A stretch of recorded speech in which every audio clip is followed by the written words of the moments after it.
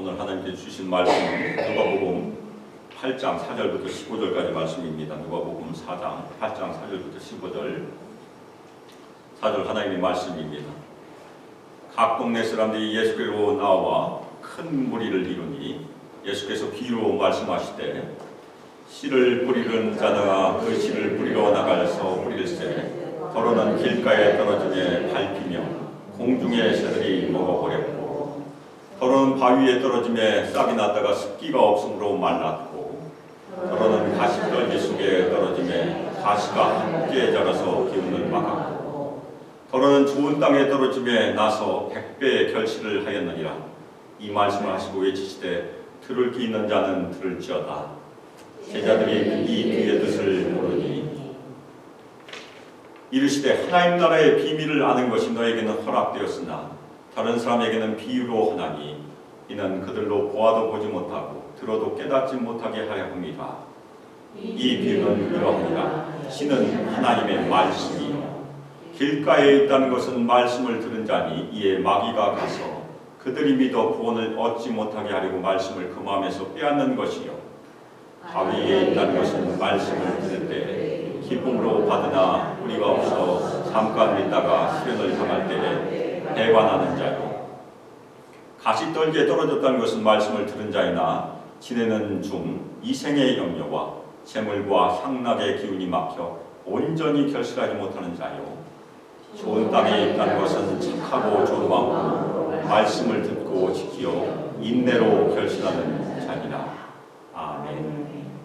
이 시간 좋은 땅에 있다는 것이라는 설교 제목으로 주님의 말씀을 증거하도록 하겠습니다.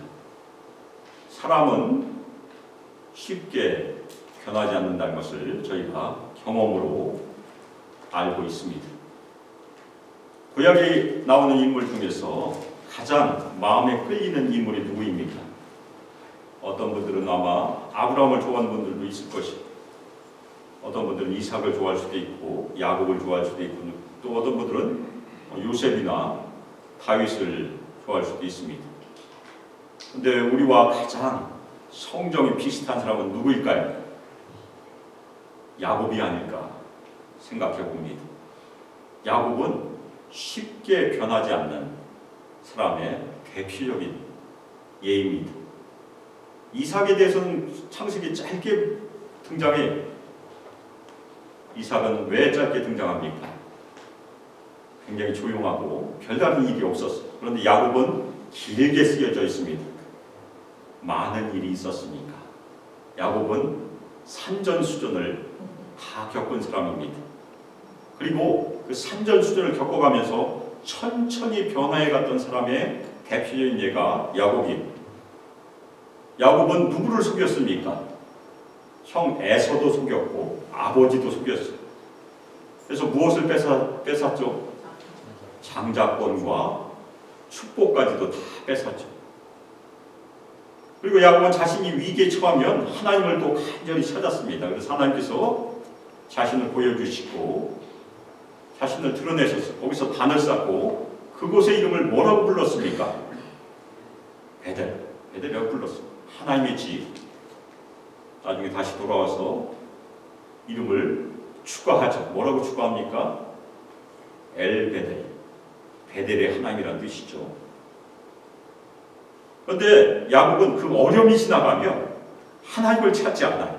자신의 힘으로 사는 인생을 살았습니다.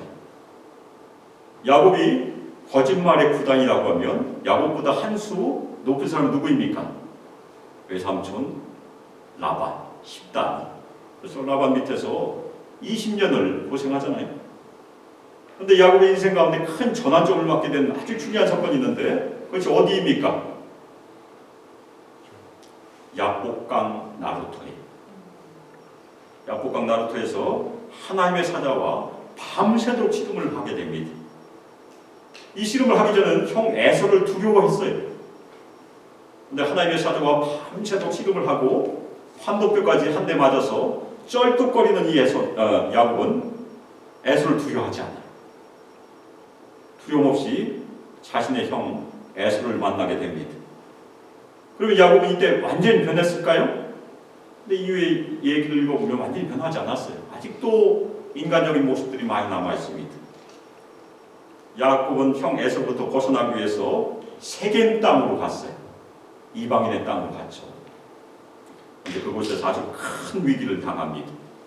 잘못했으면 자신의 가족이 다 멸망할 수 있는 그런 위기를 당했어요. 근데 하나님의 주권적인 은혜와 도우심으로 그 위기를 벗어난 것이 야곱의 인생입니다. 야곱은 나중에 애굽왕 바로를 만나요. 그래서 애굽왕 바로 앞에서 자신의 인생을 요약을 합니다. 자신의 인생이 나그네 길이었었다. 그리고 험난한 세월을 보냈다. 이 험난한 세월을 보내면서 야곱은 변화된 것입니다. 야곱의 인생은 많은 굴곡이 있었습니다. 그런데 하나님께서 섭리 가운데 주권적으로 인도하셨던 그 길이 야곱의 길이었었고 나그네 인생이었다는 것입니다. 하나님께서 인생의 험난한 과정을 통해서 야곱을 계속해서 빚어가셨던 것입니다. 우리 인생도 야곱과 비슷해요. 물론 평탄하게 사신 분들도 있겠지만 대부분 우리는 고생을 많이 하며 삽니다. 그 고생이 왜 있겠습니까? 하나님의 섭리와 주권 가운데 우리를 변화시키는 하나님의 정의에 우리를 계속해서 빚어가시는 그런 정의죠. 예수님께서 오늘 본문 말씀을 통해서 이 땅에 4가지 종류의 사람들을 우리에게 제시합니다. 그래서 궁극적으로는 우리가 어떠한 삶을 살아야 되는지를 예수님께서 말씀하신 것입니다. 그래서 어떤 변화된 삶을 우리가 추구해야 되는지가 오늘 말씀에서 우리가 꼭 얻어야 될 중요한 교훈입니다. 오늘 말씀 시작은 각 동네에서 많은 사람들이 예수님께 나왔어요. 예수님께서 하나님 나라를 전파하시고 병자를 고치시고 귀신을 쫓아나시니까 굉장히 인기가 좋았습니다. 많은 사람들이 예수님께 나왔어요. 그런데 그 중에 대부분은 왜 나왔겠습니까? 예수님께서 이적과 기사를 행하시기 때문에 나온 것입니다. 자신들의 병을 고치고 자신들의 필요를 얻기 위해서. 그 중에 적은 숫자만 하나님 나라의 복음에 관심을 가지고 나왔을 것입니다. 그 많은 사람들 중에 하나님 나라의 복음을 듣고 예수님을 믿고 제자가 된 사람은 아주 적었어요. 예수님께서는 그 큰 무리에게 오늘 비유를 말씀하십니다. 비유는 우리가 잘 알고 있는 그런 내용을 비교하여 말하는 것을 비유라고 합니다. 그래서 그 안에 도덕적이며 영적인 교훈이 숨어져 있어요. 그래서 우리가 비유의 표면적인 의미보다는 뒤에 있는 의미, 깊은 의미, 영적인 의미를 찾아야 되는 것이 중요합니다. 근데 오늘 비유는 예수님께서 설명을 해주셨어요. 해석이 있는 비유입니다. 그래서 오늘 이 비유는 우리가 잘 아는 비유죠. 가장 유명한 비유입니다. 씨 뿌린 자의 비유. 씨를 뿌린 자가 나가 씨를 뿌렸어요. 그래서 씨를 뿌리서 얼마나 길가에 떨어져서 발에 밟히고 공중의 새들이 그것을 다 먹어버렸습니다. 그리고 어떤 씨는 바위에 떨어졌는데 바위에 약간의 흙이 있었어요. 처음에는 흙이 있었으니까 습기가 조금 있었으니까 싹이 나고 자라다가 해가 뜨니까 그 흙이 다 말라 죽어버렸어요. 어떤 씨는 가시 덤불 속에 떨어졌습니다. 처음에는 싹이 났고 자라기 시작했어요. 그런데 가시가 그것을 다 덮어버리니까 더 이상 자라지 못하고 열매를 맺지 못했습니다. 그런데 4번째 땅은 좋은 땅. 어떤 씨는 좋은 땅에 떨어지니까 자라고 100배의 결실을 맺었다. 그렇게 예수님께서 말씀하셨어요. 이 비유를 들을 때마다 우리가 마음속에 드는 생각이 무엇입니까? 씨 뿌리는 사람이 조금만 더 주의를 기울이면 길가에 안 뿌리게 되죠. 길가에 떨어진 거 다시 주워서 땅에다 뿌릴 수 있을 것입니다. 좋은 땅에만 우리가 씨를 뿌리면 좋을 텐데 왜 그냥 뿌렸을까? 이렇게 생각할 수 있어요.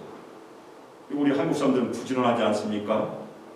그래서 먼저 밭에 있는 바위나 돌을 다 제거하고 그 다음에 가시도 다 없애고 좋은 땅으로 다 골라서 씨를 뿌리면 씨가 많이 싹이 나고 많은 열매를 맺을 텐데, 저도 시골 살았으니까 정기적으로 밭에 있는 돌을 고르고 했었어요. 돌밭을 가지고 있는 분들은 아마 그것을 많이 경험했을 것입니다. 그런데 오늘 비유는 농사짓는 이야기가 아니에요. 그것은 표면적인 얘기일 뿐입니다. 농사짓는 이야기를 들어서 그 다음 얘기를 하시기 위해서 하신 것입니다. 영적인 진리가 그 안에 숨어있다는 얘기입니다. 씨 뿌린 자는 전혀 상관하지 않고 자유롭게 씨를 뿌립니다. 그런데 오늘 비유에서 중요한 것이 무엇입니까? 씨가 어디에 떨어지는지가 중요하다는 얘기입니다. 어디에 떨어지는지에 따라서 열매 맺는 것이 달라질 것이다. 그래서 예수님께서 이 말씀을 하시고 들을 귀 있는 자는 들을지어다 얘기합니다. 들을 귀 있는 사람이 있고 없는 사람이 있다는 얘기입니다. 예수님께서는 이 농사짓는 비유를 통해서, 씨 뿌린 자의 비유를 통해서 하나님의 영적인 진리를 들으라고 지금 말씀하신 것입니다. 우리도 들어야 돼요. 그런데 제자들도 아마 이해를 못했던 것 같습니다. 그래서 제자들이 예수님께 그 의미를 물어봐요. 제자들조차도 아직도 귀가 다 열리지 않았다는 얘기입니다. 그래서 예수님께서 말씀해 주세요. 너에게는 하나님의 나라의 비밀을 아는 것이 허락되었다. 하나님 나라의 비밀을 예수님께서 설명해 주시기 때문에 알 수 있었던 것입니다. 우리가 신약성경에서 비밀이라는 단어를 많이 접하게 됩니다. 바울도 많이 썼어요. 이 비밀은 하나님 나라의 진리입니다. 그런데 비밀인 이유가 무엇입니까? 알려지기 전까지는 우리는 알 수 없기 때문에 비밀입니다. 성경의 진리는 우리가 공부해서 깨우치는 것이 아니라는 얘기입니다. 성령께서 우리의 눈을 열어주시고 마음을 열어주셔야 듣고 깨달을 수 있다는 얘기입니다. 그래서 세상 사람들에게는 아직도 그것이 비밀이에요. 우리에게는 알려진 하나님의 진리이고, 아멘입니까? 그것이 교회의 경계예요. 세상과 하나님의 나라의 경계는 거기 있습니다. 하나님의 나라의 진리를 계시받은 자들이 여기 안에 앉아 있는 것이고, 세상 사람들은 아직도 알지 못해요. 하나님께서 영적인 눈을 열어주셔야 하나님 나라의 비밀을 볼 수 있다는 것이 성경의 진리입니다. 그래서 예수께서는 다른 사람들에게는 비유로 한다고 얘기합니다. 설명을 안 해주세요. 그래서 비유로 하신 이유가 사람들이 보아도 보지 못하고 들어도 깨닫지 못하게 하려 합니다. 세상 사람들도 지금 성경을 다 볼 수 있어요. 성경을 읽을 수 있어요. 그런데 성경을 100번 읽어도 하나님께서 눈을 열어주시지 않으면 예수님을 볼 수 없다는 얘기입니다. 예수님께서는 이사야에 있는 말씀을 인용해서 이것을 말씀하십니다. 그런데 예수님께서 이 비유로 말씀하신 것이 보아도 보지 못하고 들어도 이해하지 못하도록 하기 위한 목적이라면 왜 예수님께서는 비유를 말씀하실까? 예수님이 혹시 매정한 분이 아니실까? 그렇게 느껴질 수 있어요. 그래서 이것을 결과로 이해하면 좀 더 부드럽습니다. 예수님께서 비유로 하시기 때문에 결과적으로 사람들이 아직은 이해하지 못한다는 얘기입니다. 아직은 하나님의 때가 그들에게 임하지 않았기 때문에. 우리에게도 하나님의 때가 임하지 않았던 적이 있어요. 저도 마찬가지예요. 저는 제 나이가 30이 다 돼서 예수님을 믿었습니다. 그때까지는 제가 설교를 들어도 그 설교가 제 마음에 닿지 않았었어요. 근데 하나님께서 열어주셔서 예수님을 믿었고 이 자리에 서 있는 것입니다. 그런데 유대인의 사고방식은 그것이 전혀 문제가 되지 않아요. 왜 그렇습니까?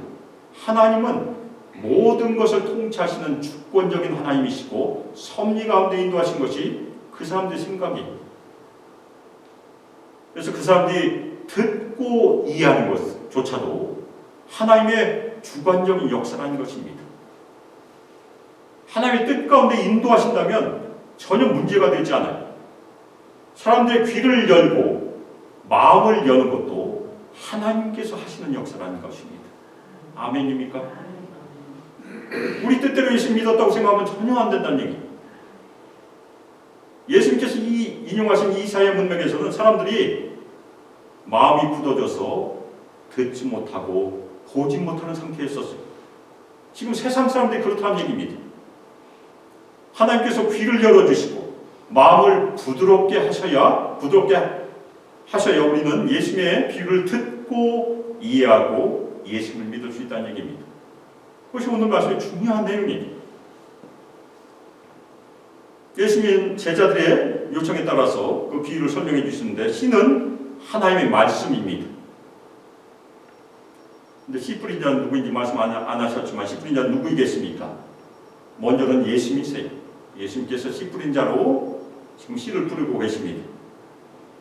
그런데 길가에 있는 사람들은 말씀을 듣기는 다 들어요. 말씀을 귀로 들었지만 그 말씀이 마음으로 내려가지 못한 사람이 길가에 있는 사람들이라는 얘기입니다. 왜냐하면 그 사람들은 아직 예수님을 믿지 않는 불신자들이기 때문에. 그래서 이 밭은 하나님의 나라를 상징해요. 길가는 밭일까요? 아닐까요? 밭이 아니에요. 길은 사람들이 다니는 길이니까. 그 안에만 밭이죠. 그래서 길가는 하나님 나라의 밖에 있지만 그 사람들은 말씀을 들어도 이해하지 못한다는 얘기입니다. 교회에 정기적으로 출석하고 헌금도 하고 여러 가지 행사에 참여해도 길가에 앉아있는 사람들, 하나님 나라의 밖에 있는 사람들이 있을 수 있어요. 우리 교회 안에는 다양한 오늘 말씀에 등장하는 4가지 부류의 사람들이 다 있을 수 있습니다. 그래서 하나님 나라의 복음은 지금도 계속해서 교회에서 선포되어야 하는 것입니다. 그것이 목회자의 책무입니다. 정기적으로 복음을 선포해야 돼요. 이 길가에 있는 사람들은 말씀은 듣긴 들었지만 그 말씀이 마음에 뿌리를 내지 못해요.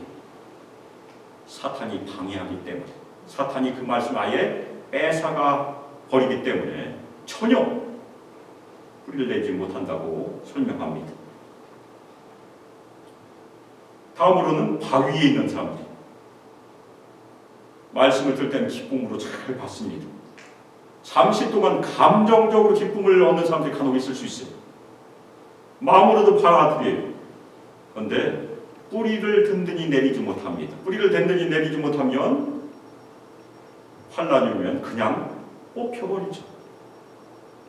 이 사람들은 전적으로 예수님을 의지하지 않는 사람들입니다. 그래서 믿음을 자랑하다가 잠시 동안 자신들의 믿음을 우쭐대다가 시험을 당하면 그냥 예수님을 배반하는 사람들.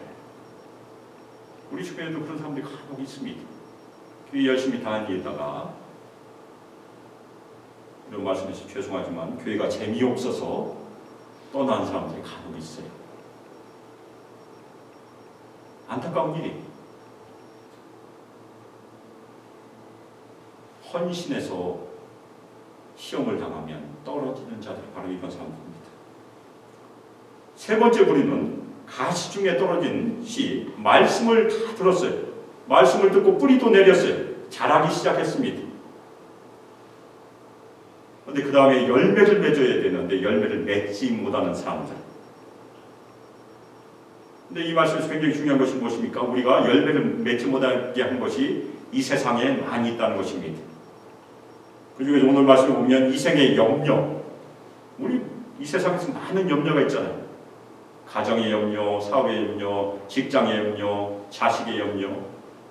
그 중에서 제일 큰 염려는 무엇일까요? 자식 걱정이 제일 큽니다. 대부분은. 그 다음에 재물과 향락, 안목의 정욕, 육신의 정욕, 이생의 자랑이라고 요한사도는 얘기하지 않습니까? 그것이 이 세상의 존재.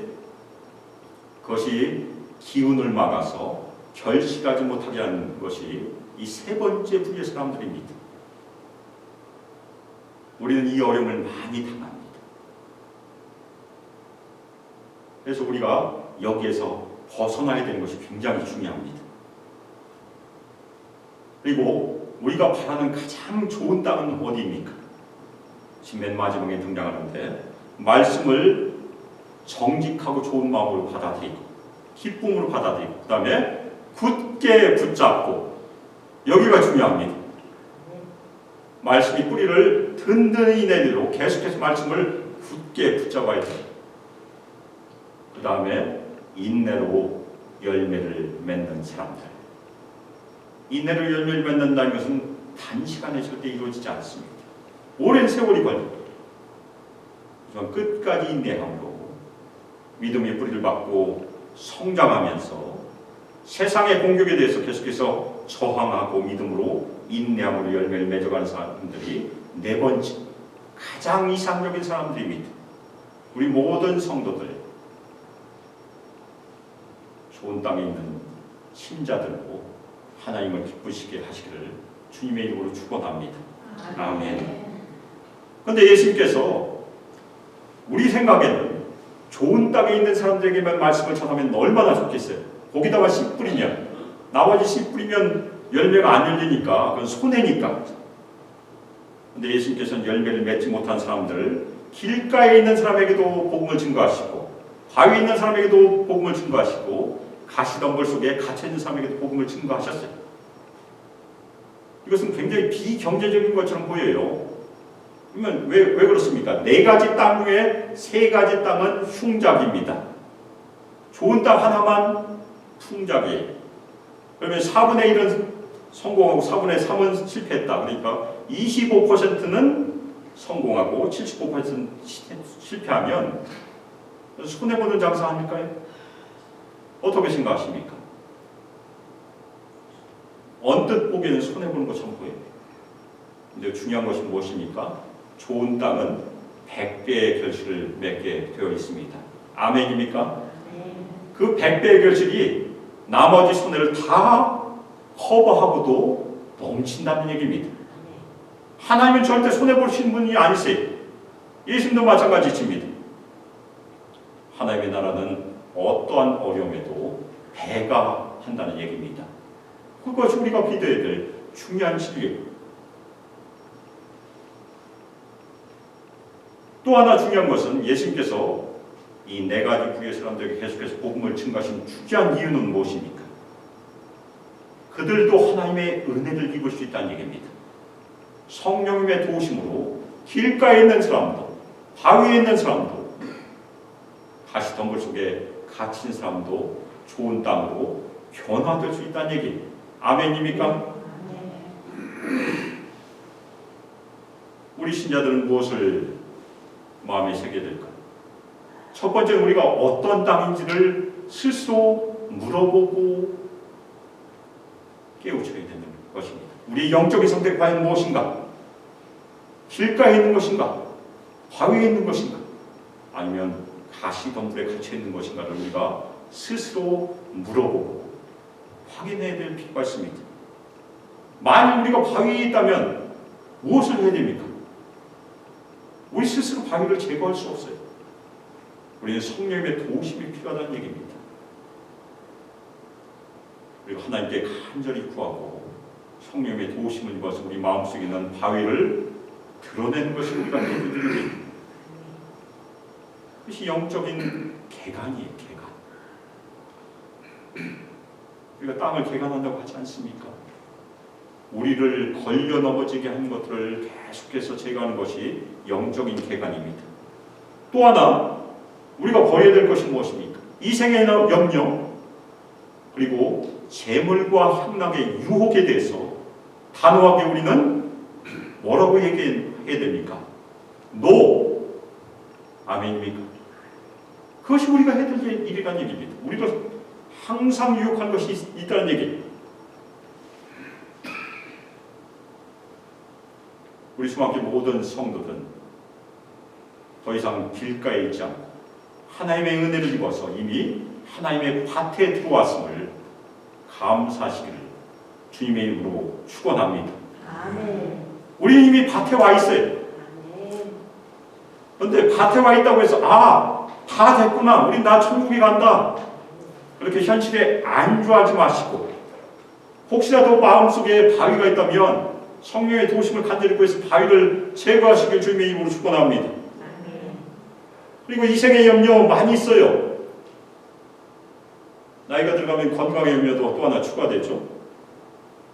거기에 휘둘리지 말고 우리의 생명은 늘 하나님께서는 늘 감사함으로 이생의 염려도 누르고 재물과 향락의 유혹에 단호하게 아니오하시고 이 땅에서 경건한 삶을 추구하며 백배의 결실을 맺으시기를 주님의 이름으로 축원합니다.